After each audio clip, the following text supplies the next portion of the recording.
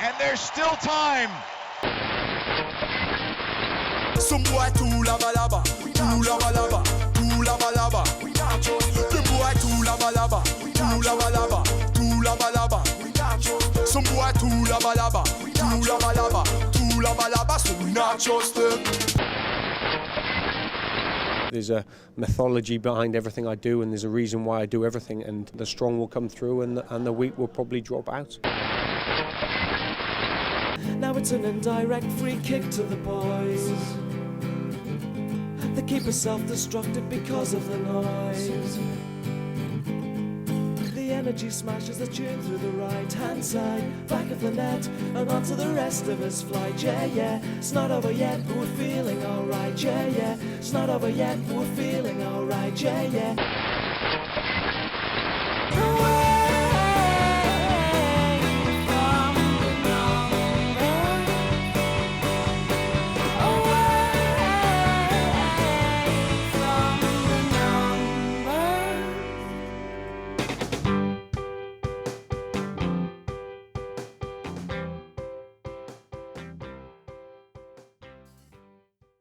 Well, hello again, and welcome to episode 42 of There's Still Time, the AFTN podcast.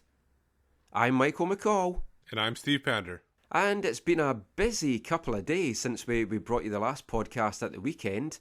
This is the time of the season where there's a lot happening, a lot of players moving around, lots of deals getting made, players coming in, players leaving, and the Whitecaps look like they're going to be really, really busy, and it started already. Big news of the week. Matias Laba has come to Vancouver and not on loan. We've actually traded for him. He's now our property, Steve. Yeah, that changed quite a bit over the last few days. At first, it was reported that he was going to be coming on loan. Then it changed again to being a loan with an option to be purchased. Then it's a full-out trade. So it's hard to figure out how this all worked out, and it kind of seemed like it changed over the last few hours before the thing got finalized. Yeah, it's hard to know for certain because like all the word coming out from both Toronto end and also at the Vancouver end was that it was going to be a loan deal. Now, I don't like loan deals, and it's something I was going on about on Twitter, and I wrote a little bit about it. No matter who my club is, whether it's like East Fife in Scotland, whether it's the Whitecaps in MLS, I've never been a fan of loan deals, and I'm never going to be a fan of loan deals.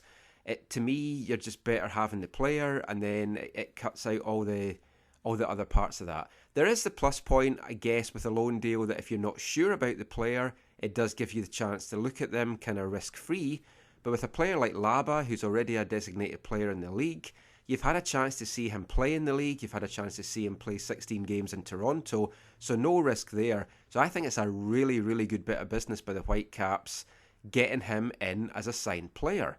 Although today, an article came out in Toronto from Kurt Larson at the Toronto Sun, speaking to TFC GM, Bed Bath and Beyond, as I always want to call him, but like Tim Bezpachenko. And the spin that they're putting over in Toronto is not quite the same. Toronto seem to be wanting to make Vancouver jump through a few hoops if we are to get him permanently. It seems like it's a response to the Vancouver article that Martin McMahon wrote on Goal Canada that said that the Whitecaps essentially got him for nothing. That's what the story was last day from Vancouver, and then all of a sudden the Toronto FC's also put out an article there. So they obviously want to appease those fans that are complaining about why Laba was given away, essentially. I agree with you about the loan part. I wasn't a big fan of TFC loaning Laba to Vancouver and Vancouver having no chance to keeping him, because my issue was, why would Vancouver help Toronto with their roster compliance issue, and then why would they help him develop a player that when you're sitting two players of your own on the bench? Oh, totally. And it's like the thing as well, when we first got wind that the deal was taking place, I always hoped and expected that the Whitecaps would have a guaranteed buy contract or buy clause at the end of the contract, because I thought, for all the fault that you can lay at the front office for the way that they've handled different contracts, you know for a fact they're savvy enough to make sure that they're not going to take a player that's maybe going to perform and be one of the star performers for the team this year and not have a chance to get him at the end. So I thought there was always a chance that we would have that option. TFC, though, have made a big deal the whole time of saying that they didn't want to give him up. I mean, even today in this article from Bezpachenko, he's saying that they looked at all the possible ways that they could kind of play about with the contract to make him a non-designated player. And that's the advantage that they have of having people like him in the club that know the MLS roster rules inside and out. But if he couldn't get away to do that, then no one was going to. So it's a good bit of business. We still don't know what these future considerations are going to be. I would think at some point something's going to come out.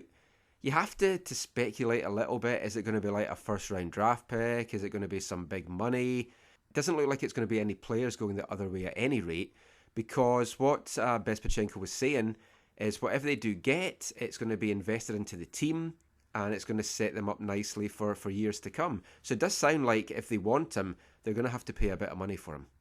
It could be, and we talked about this before we went on air, that it could be something like if he's sold off in the future, that the part of those proceeds from that sale go back to TFC, and that way that's maybe what he's talking about, that the money will go back to the TFC and they'll be able to reinvest that money into something.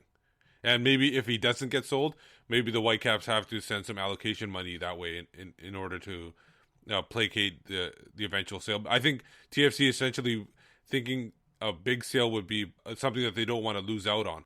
Very possibly, and there's also the chance it could be tied in with appearances if he then goes on to become a full international, all that kind of stuff, which in most other leagues that I'm familiar with around the world, all that stuff's known, that's what the contract is and that's what's going to happen down the line. And I know certainly in Scotland and England, if that is a deal when a player moves on, fans are let know that if that is the terms, that they play a certain number of appearances, they have to give more money if they're sold on or internationally, whatever.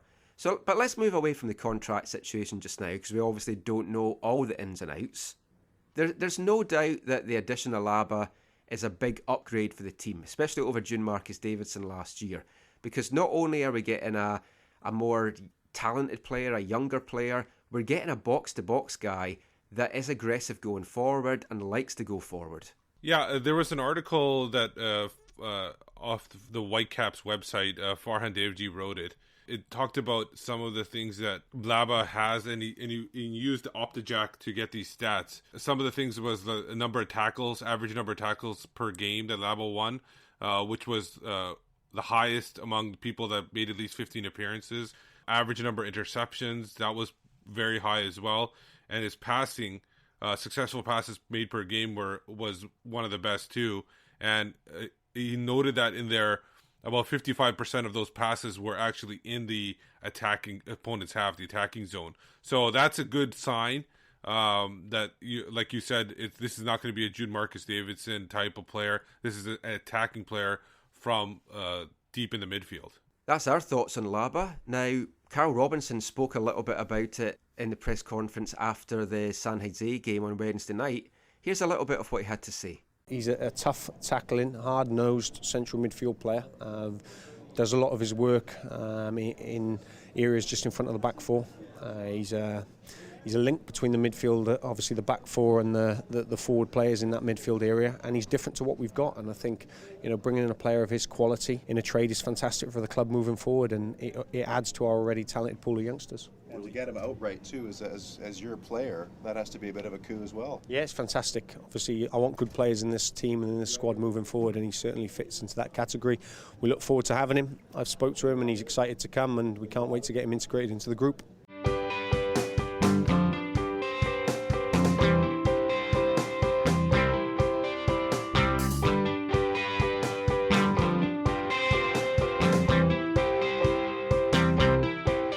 But how do you think this is going to affect the current makeup of the team?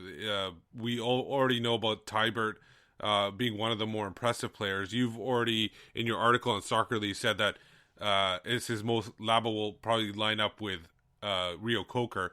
Where does Tybert fit in? How does it affect him? How does it affect another player who's been impressive, Alderson? And then you got Kofi as well. It's definitely a logjam in that midfield, and it's going to be a big battle. And As Carol Robinson said, the strong will come through and the weak will drop off and they'll leave the team. And this is a time for players to really rise to the occasion, and not just in the DM role, but the whole of the midfield. We still don't know 100% how Carl Robinson is going to lay his team out. We still think it's going to be 4-2-3-1. Mark Weber had written an article earlier the week where he was expecting a 4-4-2 diamond. I think we'll see that in some games, depending on maybe weaker opposition or if we've got specific matchups that he wants to counter. I still think we're looking at 4-2-3-1. I think we're looking at Laba back there with Rio Coker. But as you say, big questions about Tybert, who has really impressed. What Tybert has going for him is his versatility. He can play all over the midfield. He can play in the wing. He can play in the centre. And I think we're probably going to see him moving a little bit in front of those two and doing a lot of the hard work in the middle. He really impressed in the Portmore game, put a lot of work in, but Tybert did well. And Alderson has done well in pre-season. I didn't think he rose to the occasion against San Jose on Wednesday night. I thought he really struggled in the first half, played a little bit better in the second half, as did Kofi. And for me, Kofi is the man to miss out just now. I've said this before, and when I raised it last year, it was kind of poo-pooed a little bit that it was never going to happen. But I think Kofi is definitely a guy that the Whitecaps should look to trade. I know he's a fan favourite here. I've never quite seen it myself because his inconsistency for me, I can't see beyond that. And he's very close to his ceiling. He has to be at the level now where this season is kind of make or break for him. And it's like Carl Robinson said that in his post-match comments as well. This is a season where Gershon Kofi needs to go forward and either establish himself one of the best midfielders in MLS, or just be in with a rank and file, just the run-of-the-mill guys that's going to come off the bench, midfielders that are 10 a penny in MLS, and also a lot cheaper. No, yeah, I agree with you. I was one of the guys that poo-pooed you on that at the end of the season last year. I thought he was just struggling in a Rennie's system. This year, obviously, he struggled with a little bit of injury early on. But in the Wednesday game, he wasn't very impressive. Of course, he was playing in the two-man holding midfielder role. He obviously does succeed better in the one-man, but if there is only one midfielder holding in a four diamond formation, you got to expect that Laba would be the one that would be playing that spot. Yeah, I mean, I expect Laba to, if he's fit to go, to play pretty much every game this season. And it could eat into the minutes that someone like Alderson gets. Matt Watson as well, for all his versatility, and he does come cheap. Does he have a role in the squad anymore? I think it's more of a depth role right now. It's somebody that can play minutes coming off the bench without having to play too much game time. He's got the experience that he's played in a lot of games. He's not like a young player who needs to play games in order to know what to expect when he goes into the lineup. So I still say he's got a role. It's obviously going to be a diminished role now, especially if we have that number 10 coming in as well. I mean, that is the thing with Watson. He can not play for weeks at a time, and he's a guy that you know can bring in and he'll do a job. So, I mean, that's good. He has that going in his favour. As the cheapness, as we say, of his contract, he has that going in his favour as well. But if he maybe goes weeks at a time without playing, it could eat into his sharpness a little bit. So it's a little bit of a gamble. Now, you mentioned the young players there. The last thing we'll kind of talk about the midfield and the Laba situation for now is, what is his addition and the incoming number 10 and the signing of the two Uruguayans, Fernandez and Mesquita, what is this going to mean to the young guys? Marco Bustos, who did great against San Jose on Wednesday, Kians Froze, and of course, Ben Fisk. Yeah, I think this hurts them a little bit in their chances. I don't know. There still obviously could be some trades coming up to the beginning of the season. They're not really, I guess, in a rush either because, you know, you have Bustos and Froze can play in the residency still till the end of the season. And actually, I believe both of them can play even next year in residency. So they still have time. You have also Ben Fisk. It's not really Ben Fisk's position because he doesn't play a central midfield. He plays more of a wing. Roster-wise, is there more openings for him? Because if these guys take up more of the central midfielders, guys like Mesquita, who was supposed to play central midfield, could easily move out to a wide position, and that's what would take Ben Fisk's spot. Yeah, I definitely think it's going to be hard for Ben at the moment. As much as we're fans of him, I just don't think he has shown enough in camp this year to get that contract with the other guys that's round about. Now, the strange thing as well is, like, just a couple of weeks ago, everyone's talking about, oh, this is going to be a season of development, it's going to be a bunch of young players that's in the squad, and it's focus on youth, bringing all the residency guys in.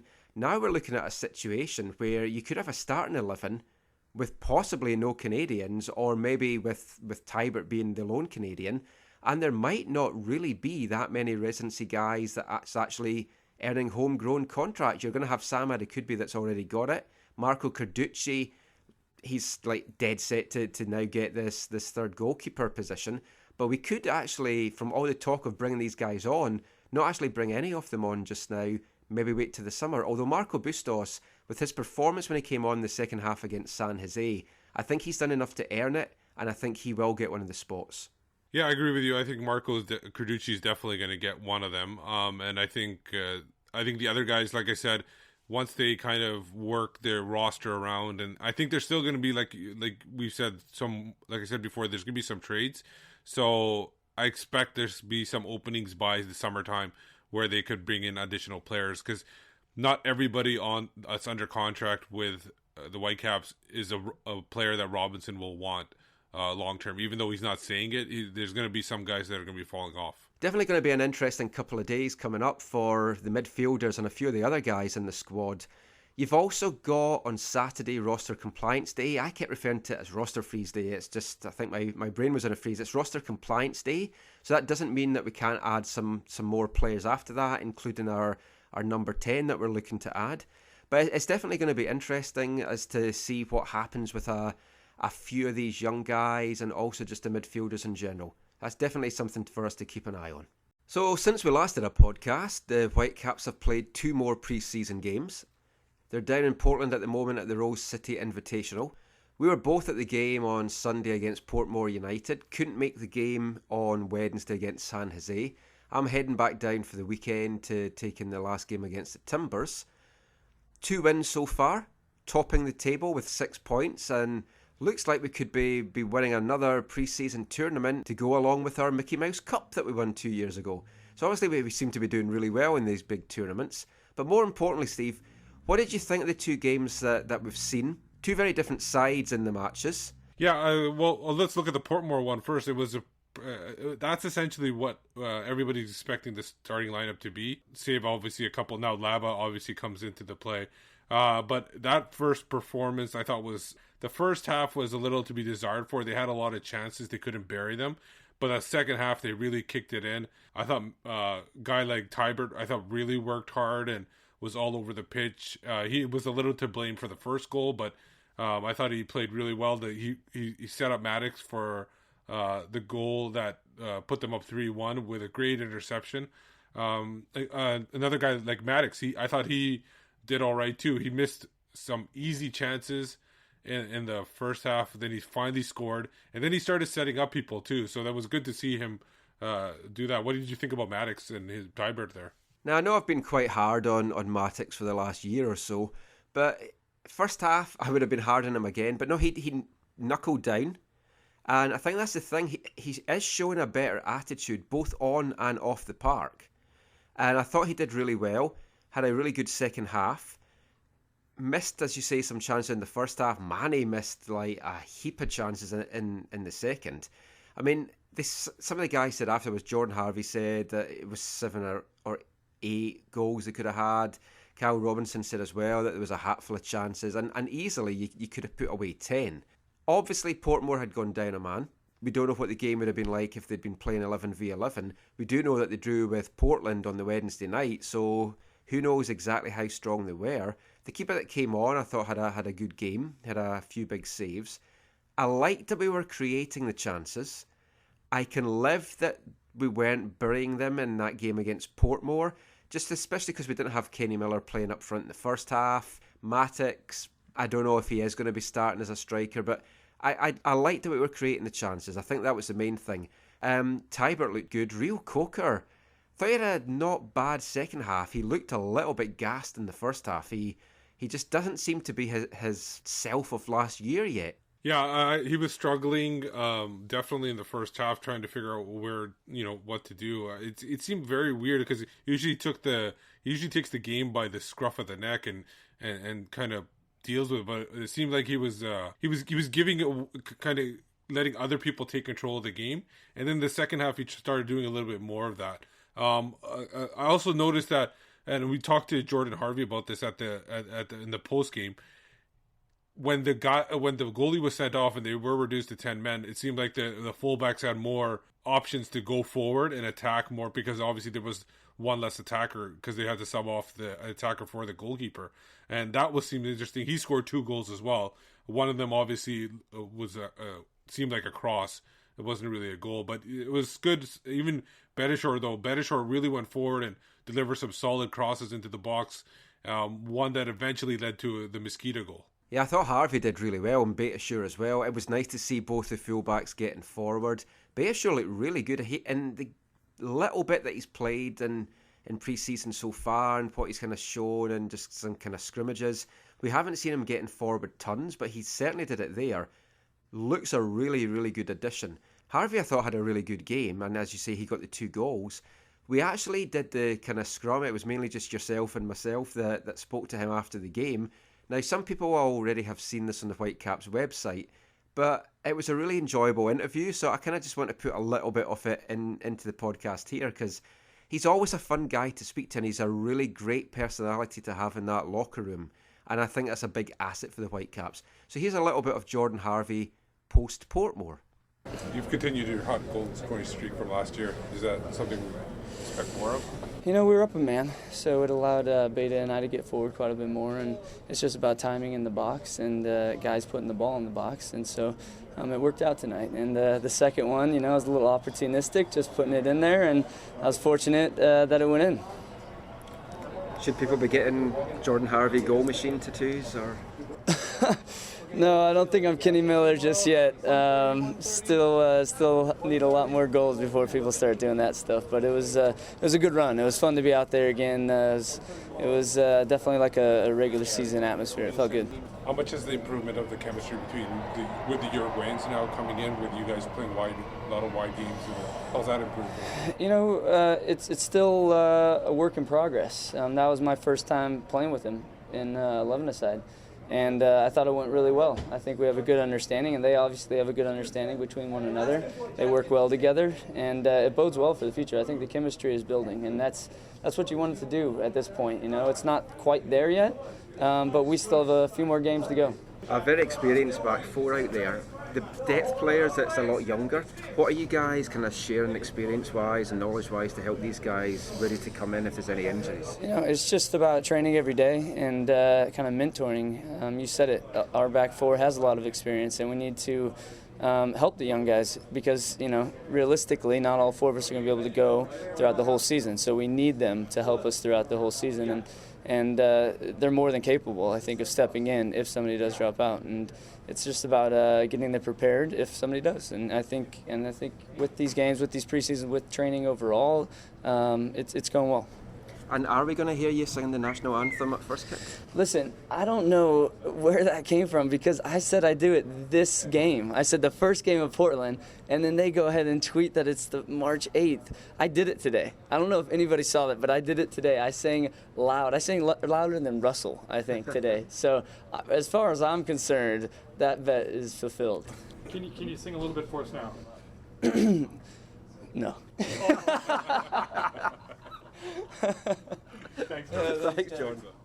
So that was Jordan Harvey talking about a couple things, the gold machine tattoo that you were talking about for Kenny Miller. It seemed to really loosen him up. But we should talk about one of the guys that made his debut with the senior side in the preseason, and that's Marco Carducci. I thought he wasn't really overly busy, but I thought he came up with some good. He wasn't scared to go into those danger areas and pick off those crosses and clear the balls out of the box. I thought he played decently for a first start and getting egged on by the Timbers Army as well. Yeah, it was great to see him start, and obviously Ousted was meant to start, and Marco wasn't going to see the full 90 minutes, but it was great to have him out there. I do think he could possibly have done a little bit better with the goal, but then there was a lot of A lot of kind of defensive mix-ups with that. He maybe wasn't even expecting the ball to come through to the guy, but I do think he could maybe have just done a little bit better with it. But it was a good baptism of fire.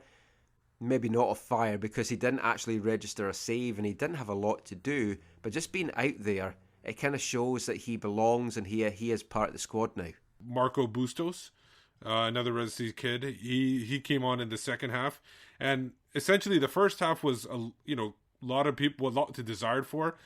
San Jose was really putting a lot of pressure on the ball and not allowing the Whitecaps to really get forward, and the Whitecaps weren't really doing much to get forward either. But when Marco Bustos came on in the second, it seemed like it opened it up, and he seemed to connect really well with the attackers, and especially when the last 20 minutes when guys like Darren Maddox, Kakuta Mane, Eric Hurtado came in, it kind of him and Alderson started playing better. It started connecting better, and the team actually scored a second goal. They won 2-0 over San Jose to get their second win of the preseason tournament. Yeah, Marco did really well when he came on, and I mean, we talked a lot about this kind of just between ourselves, that some guys start training camp flying. They just start really fast and then they start to dip off a little bit. You're kind of seeing that a little bit with Omar Salgado and Marco as well. I mean, he came out all guns blazing, got all the plaudits, everyone was hyping him up. Then kind of took a little bit of a dip, but I think he showed in that game against San Jose, he really deserves to be playing against these kind of players. Obviously, it wasn't a full-strength San Jose team he was playing against, but these are like depth players that he was playing against, which he would be himself if he gets his MLS contract. So I think that performance that he showed has probably earned him a contract for this year, as we kind of said a little bit earlier in the show. He looked really good, sprayed the ball about, linked up well with Sam, linked up well with a couple of the other guys, and it was a good performance. Bryce, you mentioned there, I thought he had a really poor first half. I mean, we've said what a good pre-season he's had. First half, he had a few giveaways, as did Gershon Kofi. Second half, they kind of came on to it a bit. We again mentioned that earlier. But yeah, it's hard to tell with Bryce. He got the assist because he was bowled over for the penalty. He did well. Another guy that I want to talk about, though, that did excellent, I thought, was Sam Adekugbe on the wing, moving up from left back to left winger, and Christian Dean, who then went in at left back, he had a great game as well, taking out Len Hard, obviously now endearing himself to every fan in MLS right from the start. Yeah, I thought most of the attack for the Whitecaps happened down that left side.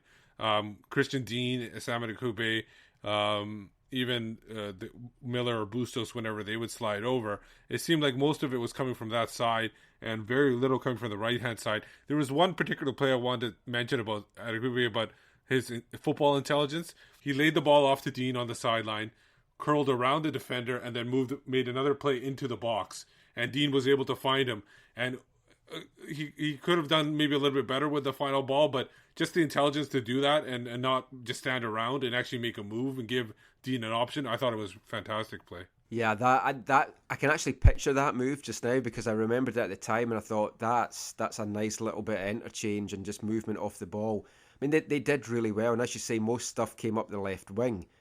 On the right, Ethan Sampson obviously got the start, played the full game. Still not sold on him, and I know you tweeted that out as well last night. Yeah, I don't know what it is about him. I've said it before. I see him as a center back or a defensive midfielder playing right back. There are times when he does have a good attack and he knows he moves the ball well, but the majority of the time he doesn't. And also when he's defending against, and he was defending against a Sam Garza, who's not one of the top players in MLS, not top, but when he goes up against these top wingers that MLS has, like speedy guys on the wide, I think he's going to get beaten quite a lot, and I don't think he's going to be able to handle that. Definitely don't think he's MLS ready. And I put this out on Twitter last night as well. Is there a case to make that the Whitecaps take a gamble and don't go for a backup right back in the squad? Now, obviously, it's a big gamble. Beitashour is going to be away for possibly 6 weeks for World Cup with Iran. Rio Coker can play at right back, and it's not ideal because he didn't look very good there. But I still think a bad Rio Coker is better than Samson there. I would feel more comfortable with that. It could be a possibility. They also do have a big issue with international spots right now, especially if they do have that number 10 coming in. We're assuming he's not a Canadian or American. So they're as of right now, if they do sign Samson, that number 10 comes in, they're essentially right now they would have 15 internationals under contract, and they only have 11 spots. Now, you're going to assume Abdallah is going to get loaned out or waived. Another player could be Mamadou Diop. He hasn't really he didn't play in the tournament, didn't even travel down to Portland. He could be also loaned out. Maddox, there are rumblings that Maddox might be getting his green card. Don't know if that's going to be in time for March 1st.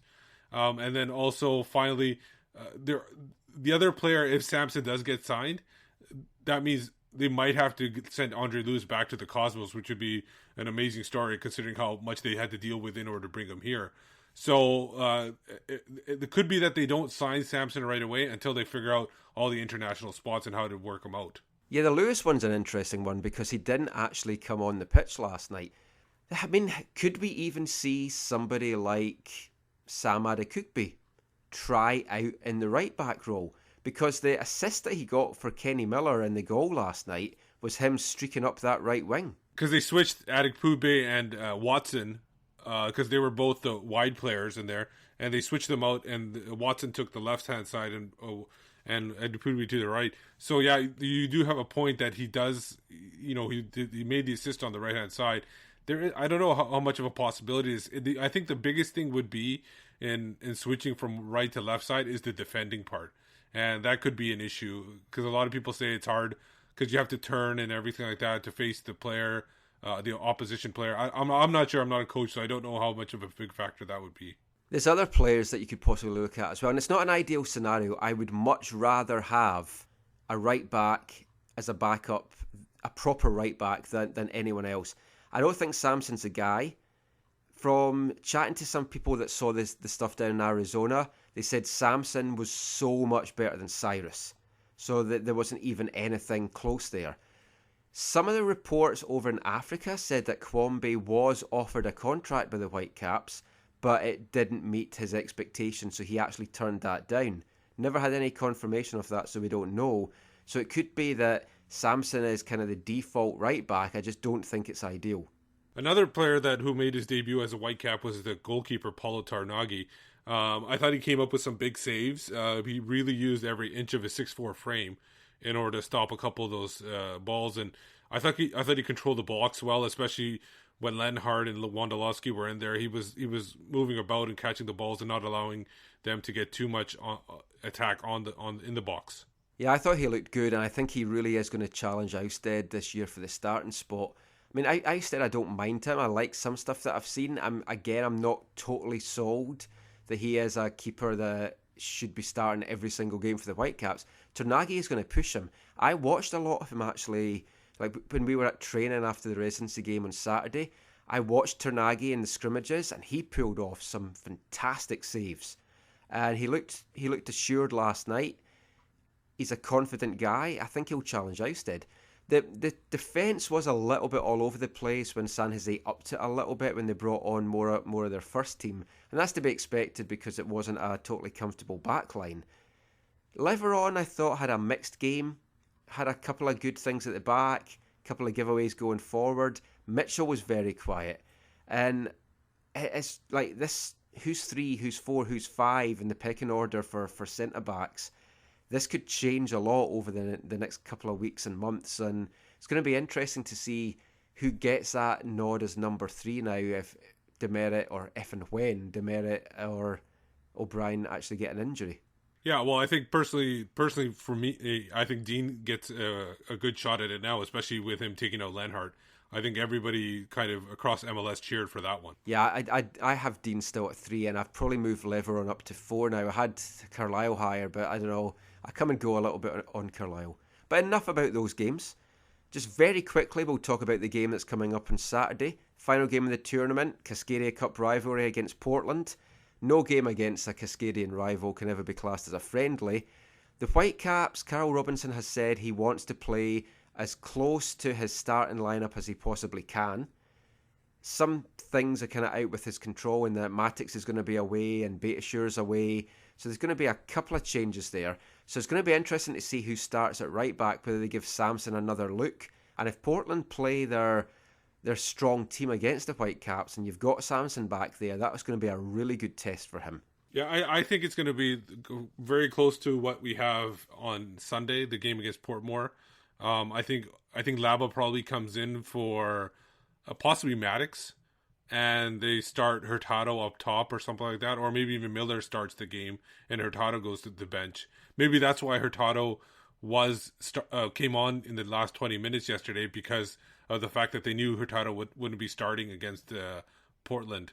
And that's why Miller came off at the 45-minute mark, because they wanted to start and maybe get 60 minutes out of him in that game. So I do agree with you. I think there's going to be some interesting lineup decisions for Portland. Obviously, you said earlier that they have a chance to clinch the. Is there a trophy for Portland, or is there just they gave out roses or something like that? I've no idea, to be honest. I'm hoping there's a trophy, because I saw us lift the Mickey Mouse Cup, and I'd like to see us lift another trophy. And remember, every time they've won a preseason friendly, the Whitecaps have made the playoffs. So maybe that's 1 for 1. Maybe make it 2 for 2. Yeah, let's definitely hope so with that. So you're going to be heading down to Portland and watch the game. I want to give a quick shout out to the residencies also playing. I'll be at those games and hopefully make it time to watch the stream for the Whitecaps game. They play Real SoCal and Arsenal FC, both LA-based teams. Real SoCal is the tougher of the two games. Expect to see Bustos probably. I think he's coming back on Friday to play in those games. So we'll see exactly where he's, how much the confidence, if it's ill confidence or cockiness that he displays against the residency side. Both games are right now still scheduled for SFU, but make sure you check. If you are coming out, make sure you check before you come out, because they could change easily and to UBC, to South Surrey. They could possibly even go to Bellingham. You never know. Now, one thing we talked about that we were going to do in the podcast every week off the preseason, which that I then immediately forgot about, was we were going to talk about who we thought our starting 11 was going to be on a kind of week-by-week basis and kind of see how it changed. So now we've got one more preseason game to come on Saturday against Portland Timbers down at the Rose City Invitational. Could still be some movement, could still be some additions. But right now, Steve, who do you have as your starting 11? Essentially, the back line and the goalkeepers I have set. I don't think that's going to change at all. I think Ousted is the goalkeeper, unless this injury is more of an issue than it is. I got Beitashour at right back, the Merritt O'Brien starting center backs, and then Harvey as the left back. The two holders, I'm going to say based on hype, and what everybody's saying, I'll put Laba as one of the holding midfielders alongside Rio Coker. Up top, I got the two Uruguayans, Sebastian Fernandez and Nico Mesquita. And then Russell Tybert, I think, who actually played really well when he moved up from the holding midfielder spot to the right back. He actually intercepted and set up Maddox for his goal. I think he plays one of the wing spots. And then I know Maddox has had a good preseason, but if Miller is fully fit and ready to go, I think Miller will be the starter. If they feel like Miller's not fit, I think Maddox starts up top. Wow, you've stolen my whole thunder there, man. It's like that's exactly the 11 I would go for as well. I mean, to me, it makes perfect sense. Obviously, we could still have another attacking midfielder come in. And if that was the case, I don't know, it's like, do you switch the two Uruguayans to both wings, or do you go for a slightly different formation? Tybert could be the one to miss out. That's going to be the real interesting one. But no, I mean, the team that you've just told me, to me, that would be my starting 11 right now. Well, I think if the 10 comes in, then I think the guy that comes out probably is Nico Mesquita. I know he's played well, but I think either him or I think one of the Uruguayans come out.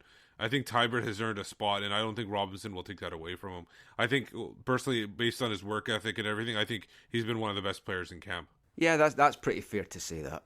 If we want to talk about the 18, I think if that's the starting 11, I think Maddox and Hurtado probably will be two of the guys. Then you got, I think, Alderson and whoever comes out for the 10.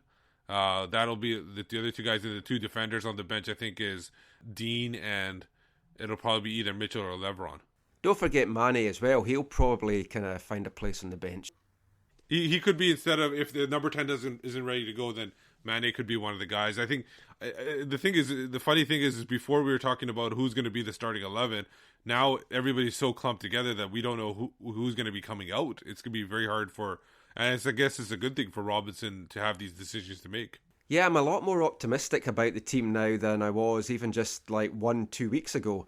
And I mean, we'd had a discussion on Twitter. Colin Elms had asked a few of the media guys what he thought the record was going to be. And at that point, like for the first 10 games, at that point, I had us down just as having one win. I'm going to have a think about it. I'm going to revise that and look at the fixtures again. But I'm a lot more hopeful. So we'll see what happens. And yeah, could be a very interesting season ahead. Now, before we head off, just a couple of quick things that we want to mention talking about media people. Some news came out today. Pete Shad is going to be doing the play-by-play commentary for the Whitecaps games on TSN, and that's fantastic news. Really pleased for Pete. Like, huge congratulations there for him. Yeah, I think it's fantastic. It's somebody who knows the team well enough, and watching his, I didn't obviously watch this the Sunday game because that was I was there live in Portland, but the game he had on live stream on Wednesday against San Jose, I thought he did really well. It really translated well onto with a visual part of the game and everything like that. So I thought he did really well. It'll be interesting to see who he teams up with. Will it be Jason DeVos, or will it be Christian Jack, or do they bring somebody else? Do they maybe hire Paul Dolan out of Sportsnet and have him as the other color person? Or does Davey Norman even show up, because there could be a simulcast with Team 1410? There's a chance as well that they could maybe even mix up the colour guys as well and keep it a little bit fresh, although you kind of like to have the same team. And I like the way that him and Davey work, so I would love to see the pair of them stick together. But it's also going to be interesting as well to see now who does the play-by-play on team radio. So we'll watch the space and we'll see what happens there. One other quick thing just to mention is a new radio show that's starting from somebody else that used to be one of Pete Shad's sidekicks. Tyler Green is kicking off his new show, Soccer Talk, 10 p.m. Saturday night on AM 650. Yeah, it's good to see him back on the air as well. It's been a while. He was obviously with Pete Shad, but he also had his own full-time radio with Mike Marnego. It's good for soccer in Vancouver. We already lost Whitecaps Daily, so this should kind of fill somewhat of a void. And with him being on Saturday nights, when there is a Saturday game for the Whitecaps, it'll almost be like a post game show. So it's gonna be a good thing for the Whitecaps. It's a good thing for Tyler Green. I hope him the best, and obviously it will be available on podcast too. And he plans to kind of cover a lot of the local scene as well, so that's going to be good. And of course, everyone, don't worry, we're not going anywhere. You're stuck with us. You've got AFTN podcasts coming, and they're going to be coming thick and fast over the course of this season. So episode 42 comes to an end. Thanks for listening as always. Steve, just let everyone know where they can find you online. On Twitter, you can find me at WhitecapsBeat, and I'm obviously writing for Canadian Soccer News. And you can find me on Twitter at AFTN Canada. Send us an email to aftncanada@hotmail.com, and find all our stuff on AFTN, on Canadian Soccer News, aftn.ca, and also you can find my stuff on soccerly.com. So thanks for listening again as always. We hope to maybe bring you a little bit extra down in Portland over the weekend. Maybe get some interviews from training on Friday, post-game on Saturday. See what we can do. So just keep checking your feed for any updates. But until next time, thanks for listening. Take care. And mon the Caps. One day I shall come back. Yes, I shall come back. Until then, there must be no regrets, no tears, no anxieties. Just go forward in all your beliefs and prove to me that I am not mistaken in mine.